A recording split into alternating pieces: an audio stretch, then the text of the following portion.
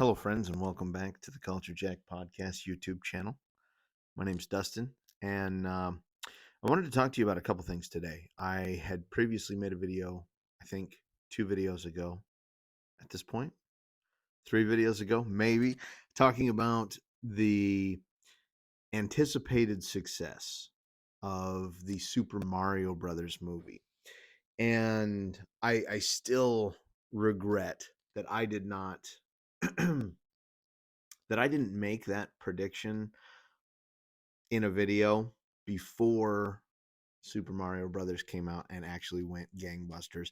I think the last time I checked, it was almost at $1 billion, and it's got like records for like the highest grossing animation opening weekend. And it's probably going to be up there in the top 5, maybe top 3 highest grossing animated pictures of all time, which is amazing. Which is It's amazing, and it speaks to the marketability of Super Mario Brothers and Nintendo properties as a whole. And the thing that I wanted to talk about, the thing that struck me, because I did just go out and see the movie, so I've seen the movie now. Uh, the thing that struck me about this, it's getting sunnier outside. I'm on the road, by the way. I'm at my cousin's house, so if you don't see my normal messy garage, that's why, because I'm not at my normal messy garage. But it speaks to the marketability of Nintendo. What was I saying?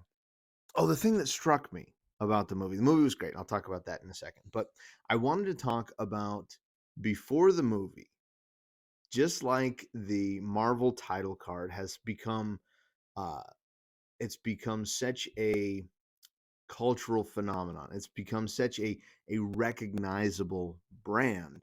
At the beginning of this Mario movie was a Nintendo title card, and Nintendo popped up, and then the Mario brothers, Mario and Luigi, in their pixelated old school format, came on. They hopped on a Koopa, they kicked a shell around, they ran off the screen.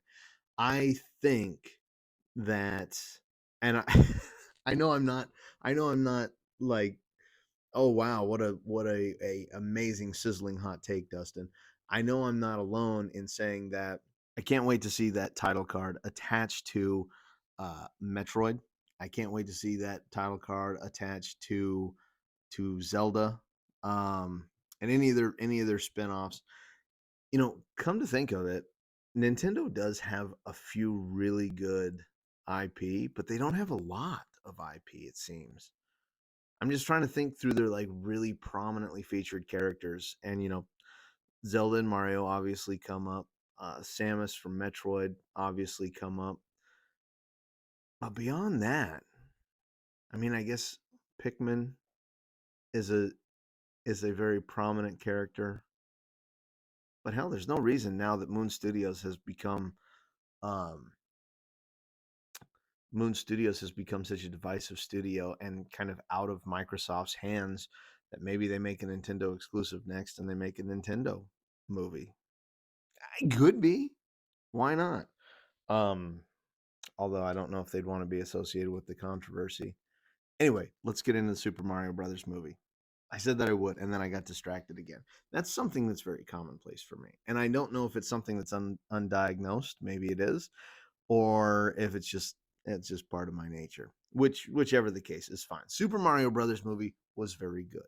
Some critics said it was too long. Some critics said that the musical choice was not good. When you have so many of these iconic songs and scores that you can choose from, and then you use um, the No Sleep Till Brooklyn Beastie Boys soundtrack, what are you doing? What are you doing? But I thought it was perfect. I thought the accents, the voice casting that we were also worried about, like a lot of people, didn't seem to matter. It was wonderful. It was wonderful. The characterization of Mario and Luigi were great.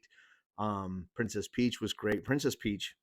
Now this is a fun culture jacked fact that you didn't know until now. Princess Peach is my favorite character. I always choose Princess Peach when we are playing Mario Kart, and I often choose her when we are playing Super Smash Brothers. Now, I'm not one of these like really good Super Smash Brothers players. And people that play Super Smash Brothers be like, "Yeah, you choose." Princess Peach, she's not part of the meta. Well, piss off and die. Why don't you? Don't do that. Don't do that. Just because you don't like the same Super Smash Brothers characters, no reason to piss off and die. Anyway, I thought, Bowser's motivations were seemed like in the video game he was kidnapping the princess for a reason. And spoilers for Super Smash Brothers, for Super Mario Brothers movie if you haven't seen it. I thought all of that was really good. I thought Jack Black's Peaches song was really good. Me and my daughter were singing that so much after the movie, as I'm sure many parents and their children were. Peaches, peaches, peaches, peaches, peaches, peaches, peaches, peaches, peaches. I love you. I really like Jack Black. I really do. He's a national treasure. Anyway, so there's all that. All of that was really good. I like the setup for the next one with the Yoshi egg at the end for the after credits. If you didn't stay for the after credits, there's 2 after credit scenes. So make sure to do that. But overall, it was a great experience at the movie. It gave me many, many nostalgias. I really enjoyed the way it made me feel, especially when they would hit some of those scores. The Rainbow Road sequence was amazing. The Diddy Kong, Donkey Kong, Cranky Kong, Diddy Kong sequence was amazing. They threw Diddy Kong in there as kind of just like a member in the crowd, which was cool. Would have liked to see more of him.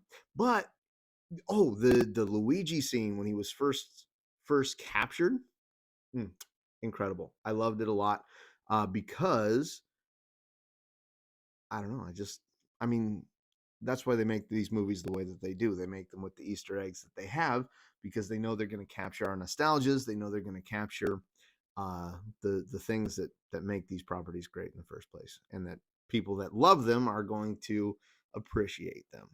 And we did. We do. I do. Some people are too hard on things. I think that when I think about the Marvel stuff, I talked about Marvel Phase 4 how it gets shit on so much. Another video, so I'm not going to go into it in great detail here, but I just think, man, if I was a kid watching these movies that I'm watching now as an adult, I would just be blown away. If I was an adult watching these movies, but 20 years ago, I would be blown away. People are too cynical. And maybe I'm not cynical enough, but that's what I think. Okay, so Super Mario Brothers, I wanted to talk about that. The title card, it's going to become iconic as the Marvel brand. Uh, Super Mario Brothers movie was good. If you haven't seen it, go see it. Contribute to what is going to be a historical animated feature. And then the second thing that I wanted to talk about in today's video was the DCEU's The Flash movie. James Gunn said it's one of his favorite movies of all time. Now, as the new head of the DCU, or the new co-head of the DCU, you have to hype up those movies that are already made. Ezra Miller controversies aside, you have to say, this is a great movie, go and see it. This is a great movie, I'm happy to be a part of it. This is a great movie, it ties into the rest of the universe. Because if you did not say that, it will contribute to that movie's poor performance at a box office. And you don't want that as a new studio co-head. So he has to say that. So I can't put my full faith in James Gunn here. But I have seen some early reviews, some people talking about seeing the movie already and saying how wonderful it is, how good it is. And again, when you see early reviews, when you hear people talking about things early, you also have to take those with a grain of salt because they might not be allowed to say bad things. There might be embargoes that yet need to be lifted, and restrictions to their reviews, limitations on the things they can and cannot say. So you have to take those with a grain of salt. But seeing the preview, my hopes are very, very high. And that's a bummer because I don't think Ezra Miller is going to be reprising his role of the Flash after this. I think they've had enough of his bullshit and they're ready to move on from him. But they got to get this movie out the door. And if it does well, I'd love to see a continuation of the story. I I recently saw the last trailer for the Guardians. By the time this video comes out, it'll already be out. People have already seen it. Or no, this video is coming out the day it comes out. So can I make a prediction this time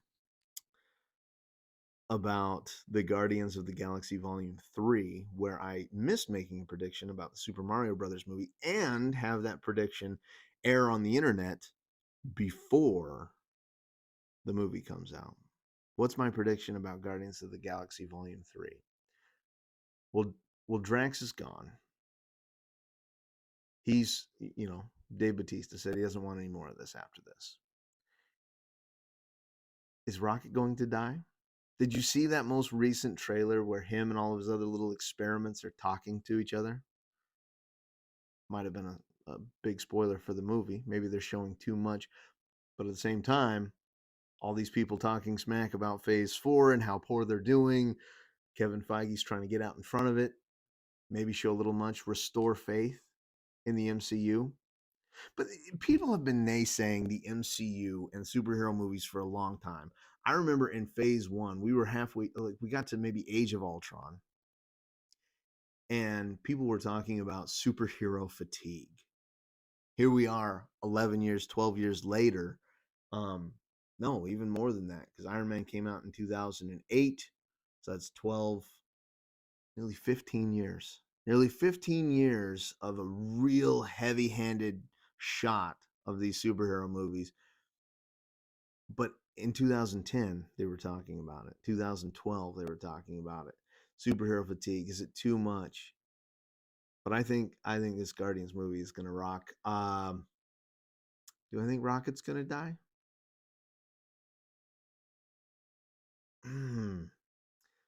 It's James Gunn. It's a James Gunn property, and he didn't spare anybody in Suicide Squad. I mean, he spared a few people, but there were a lot of people that died in Suicide Squad.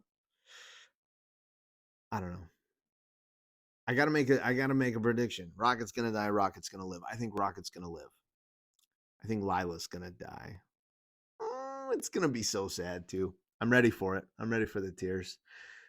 What was the thing I was talking about? James Gunn, DCU, The Flash.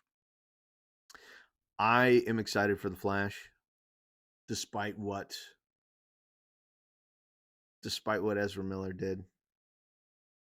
You don't want to support the guy, but God dang it, you want to see that movie. Anyway, this is Culture Jacked. I hope you subscribe. I hope you liked the video. I hope your week was great. I hope your weekend is even better. Cheers.